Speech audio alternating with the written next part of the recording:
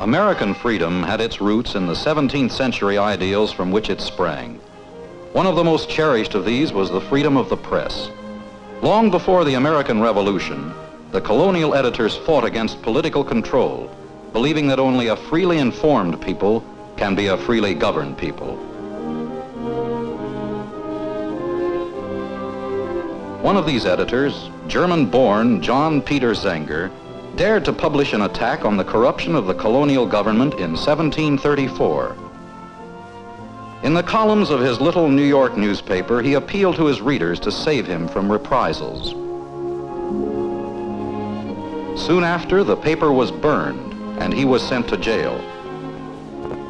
But at his trial, one of the ablest lawyers of the time, Andrew Hamilton, led the attack on the forces that wanted to enslave the press. He was backed by popular sentiment and a growing conviction that a free press could lead the way to a free country. That fight was but a spark that was later fanned into a great fire for freedom, and out of it, a new nation was born. The Constitution of the new United States was amended by a Bill of Rights that guaranteed the people a free press. The ideal had become the law of the land and would be enforced wherever the new flag should fly.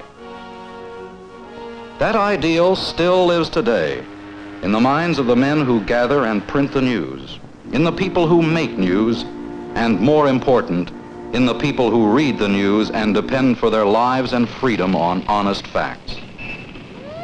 The more complicated life we live, the greater is our need for a free and responsible press to report it and clarify it. The American people have come to take this responsibility for granted. They expect to get the news, whether it be good or bad. They expect to get the truth, whether it be palatable or not. They expect to be told what is happening, whether they earn their living working in a factory or by building dams on the rivers. They need a free press to be free citizens. They need a free press to know what other men are doing in cities and countries that are far removed from their homes. For their markets, as well as their daily lives, are determined in part by what other people are doing. It is this ordinary individual who, when added to his neighbor, constitutes public opinion. And in a democracy, public opinion is based on public knowledge. It is formed by free access to information, by newspapers, by radio. We have learned that a healthy world economy is essential for world peace. That economic distress is a disease whose evil effects spread far He is beyond listening to the voice of his president this January 7th noontime in 1948. The president is urging Congress to cut the taxes of the small wage earners and to raise the taxes of large corporations. His words go through the wires of the nation's broadcast stations. So that those least able to pay will have their burden. Hours before, a copy of his speech was given to reporters who had it telegraphed to their local newspapers. And now, as he speaks in the Capitol building to the assembled lawmakers who represent the people, he is being heard by another group of men and women who are also representatives of the citizens who cannot be there themselves. Between him and his audience outside this chamber are the newspaper men and women, the first links in a complicated chain of a free press system. These are reporters. Their own political complexion, the ownership of the newspapers they work for, the politics in the cities they come from have very little to do with the story they will now send by wire and telegraph to over 50 million readers. The president has spoken to Congress. The people want to know what he said. The first duty of a free press is to report that speech as accurately and honestly and simply as possible. Before the president leaves the building, these reports are on their way to a waiting world. So many news stories originate in Washington that an entire skyscraper is needed just for newspaper offices. It houses the press services which play an interesting part in maintaining the freedom of the press. Their staffs serve the hundreds of newspapers throughout the nation and beyond its borders that do not have their own reporters in Washington. Little papers and big papers, city papers and country papers, Republican papers and Democratic papers, all use one or more of these press services to get facts quickly and precisely as fast as they can be prepared for transmission by telegraph.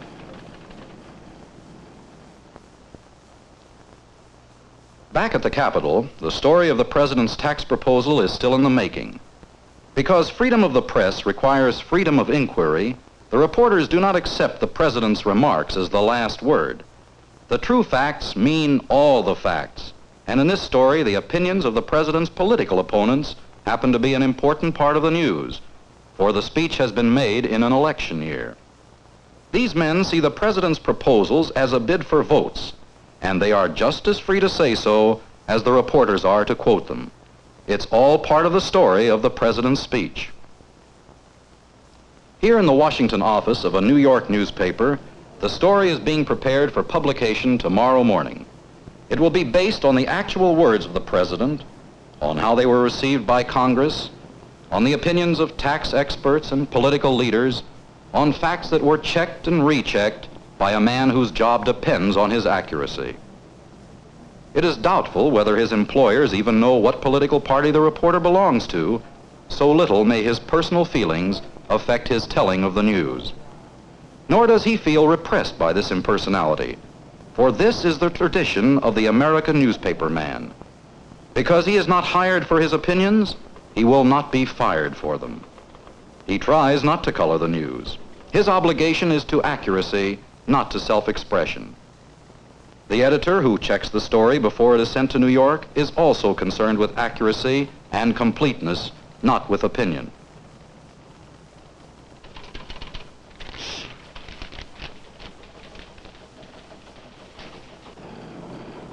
And so they go out across the land, words that express ideas.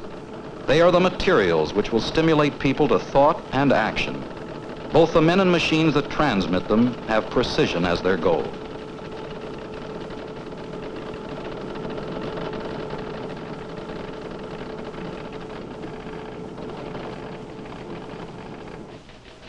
A few minutes later, several hundred miles away, the electrical impulses are words again.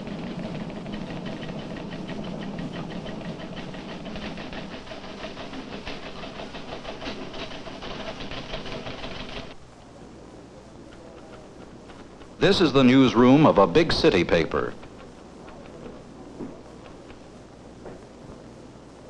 The man responsible for the story now is the wire editor, another newspaper man whose business is accuracy and not opinion.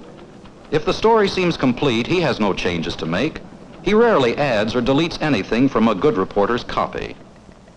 The story is filed away until 6:30, when the managing editor, his assistant, the national editor, and the makeup editor meet to go over the news that has been collected during the day. The various department heads take their turn in presenting story after story. Each item is considered and evaluated by the entire group and then given a place in the paper. The basic tax story, because of its importance as news, is to be featured with a large headline across page 1.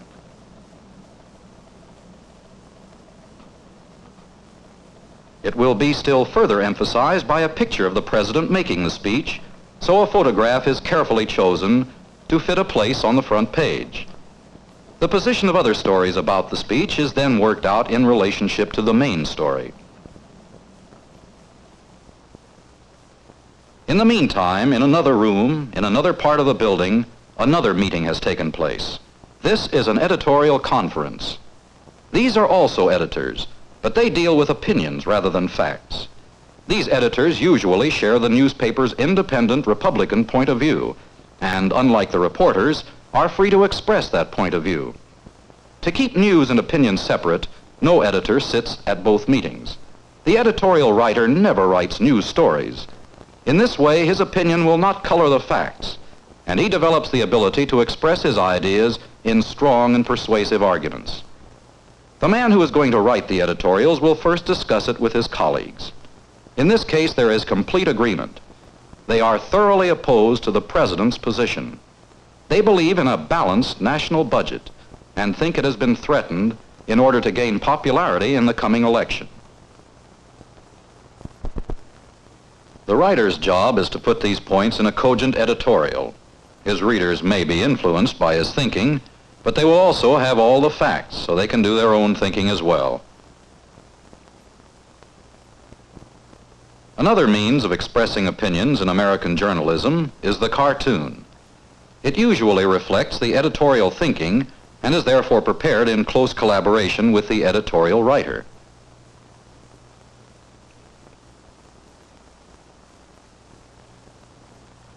The reader knows that here facts may be exaggerated or played down. The donkey is the symbol of the Democratic Party. The elephant stands for the Republican Party. The picture summarizes the newspaper's opinion that the president's idea to cut taxes is bad for the country, but it does not say so on its news pages, which carry only facts to think about so that people can decide for themselves. A relatively free metropolitan newspaper is on its way to the public. It has the freedom to criticize the highest elected official of the land, but it also has the responsibility to print the truth, factually and objectively. If it neglects that responsibility for long, readers devoted to the traditions of a free press will find another paper. For as long as competition exists, the public can exercise the final freedom by making its own choice of what paper it will read. In the rural areas of America, that choice is usually limited, but there is no less devotion to the ideals of a free press. The further people live from the centers where news is made, the greater is their dependence on the information system. The rural editor is quite different from his big city colleague. He knows most of his readers and they know him.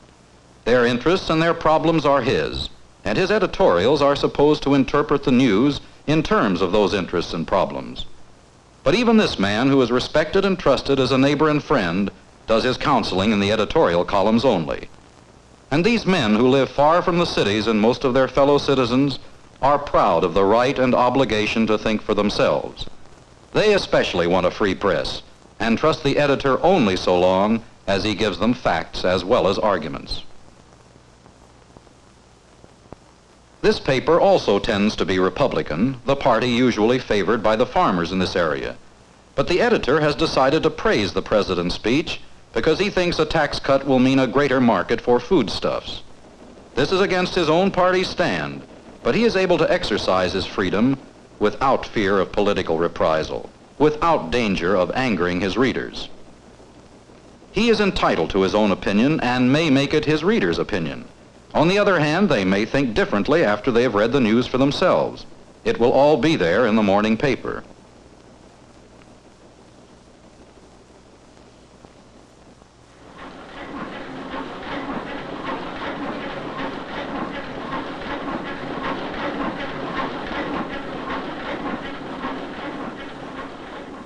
But most people in America do not live in big cities or on farms. The people who decide most major political issues live in small towns. They like to think of themselves as being fairly well informed about what is going on in the world.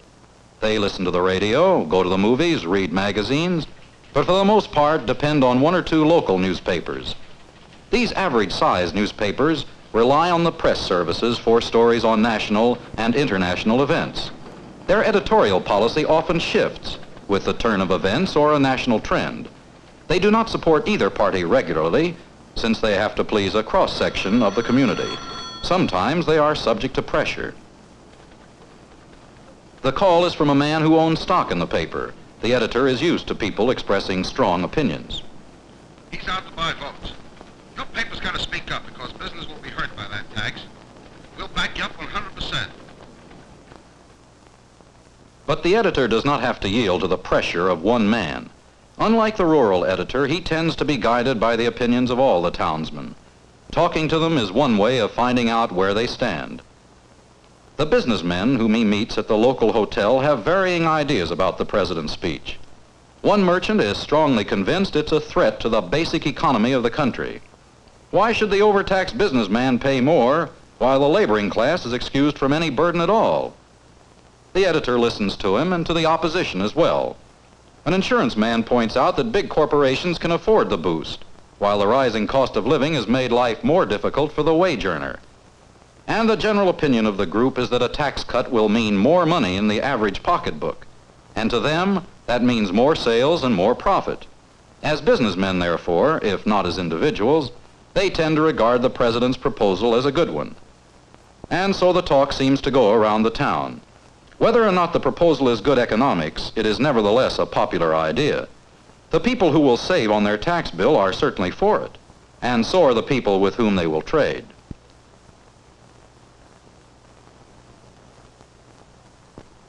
As the editor returns to his office, his head is full of ideas about the editorial that must be written for tomorrow morning's paper. But there was that stockholder who called. Maybe it would be a good idea to check with the publisher. He doesn't usually dictate policy, but it doesn't take long to tell him what happened. Hello. Hello, Jack. Hello there. Wilson called. He's a little bothered about Truman's proposal. He asked what the paper was going to do about it. Let Wilson run his business. He may own stock in my paper, but he doesn't run my paper, and he doesn't own it. I'm still the publisher, and you're the editor. Remember, it's circulation that counts. You go ahead. I'll take care of the complaints. You take care of the editorial. Okay, Jack. 9. It's easy to write after that. The president's proposed tax cut is a great thing, this editorial will say. Let's get Congress to pass it, he urges. But that doesn't mean the voters have to support the president in November. The election is another matter. We'll cross that bridge when we come to it. And so another free newspaper has been put together.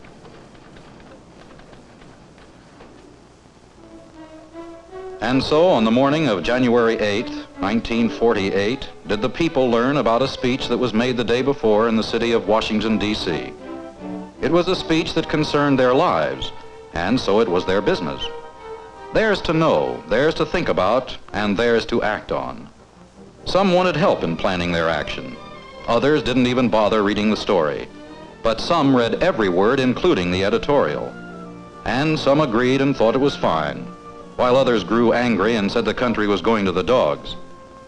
But for a few pennies, everyone had the chance to read the facts. And in a democracy, that chance, called freedom of the press, is as precious as life itself. It goes on every day with little stories and big stories, and sometimes people take that chance too much for granted. They forget how necessary to freedom itself is the freedom to get facts. Several years ago, a fearsome disaster took place in a mine in the Middle West. Over 100 men were killed in an explosion. And while women wept and a nation grieved, a bold newspaper began to ask questions. Why did it happen? Whose fault was it? Embarrassing, dangerous questions, especially since the trail led to irresponsible owners and corrupt officials. But the questions were asked, and the answers printed, and even the threat of violence did not stop the relentless pursuit of truth.